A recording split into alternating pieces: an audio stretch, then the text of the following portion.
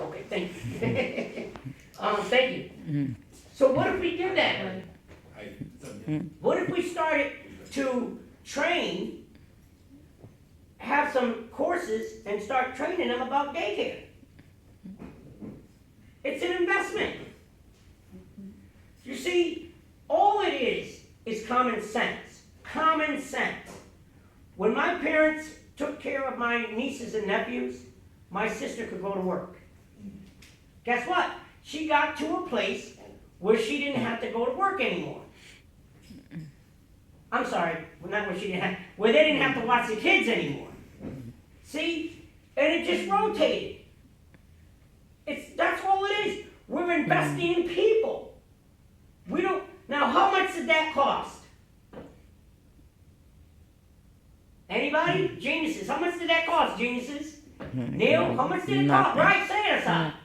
Nothing. Just a little time. That's it.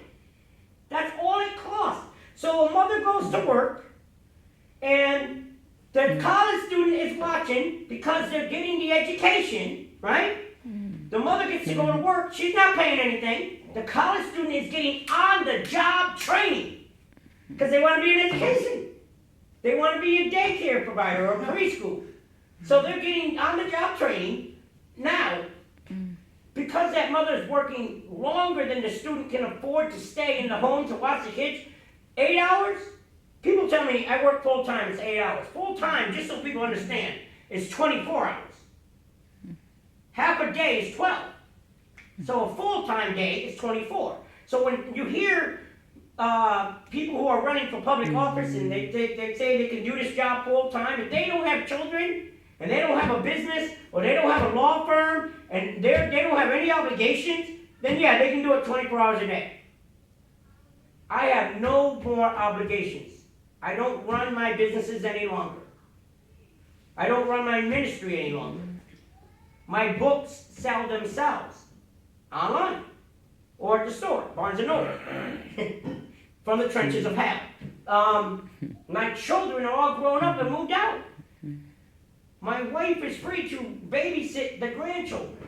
I am free 24 hours a day. 7 days a week, I can do this job. Now, all of a sudden, isn't that beautiful? Think about that. So that would be almost a utopia, huh? You know, we're not investing much money at all. But because they can't do what a mother has to do to provide for her family, she has to work 8 hours at one job, and then she has to work 4 hours at another. So that student now goes home, right, after the 8 hours is over. That student can go back to the dorm or go home or library, wherever they study. Okay? Sometimes I wonder what they're really looking at on their phones and computers sometimes. But let's assume they're a good student like Dexter and they study hard. And that student now goes home to study some more. There's another student taking up to 4 hours. What's 8 and 4? 12 hours. The mother got to provide a full day work. Half a day. She got to provide for her family, man. That's genius. That's genius. These are just some of the ideas. And I want to make sure that we're defending these tenants.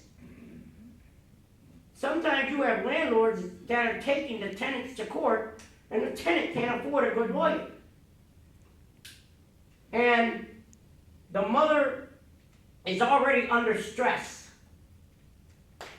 And so the landlord figures they can just boot them out. Now, it's not easy for a landlord just to boot somebody out. There's a lot of red tape that they have to go through. In fact, some of the courts, according to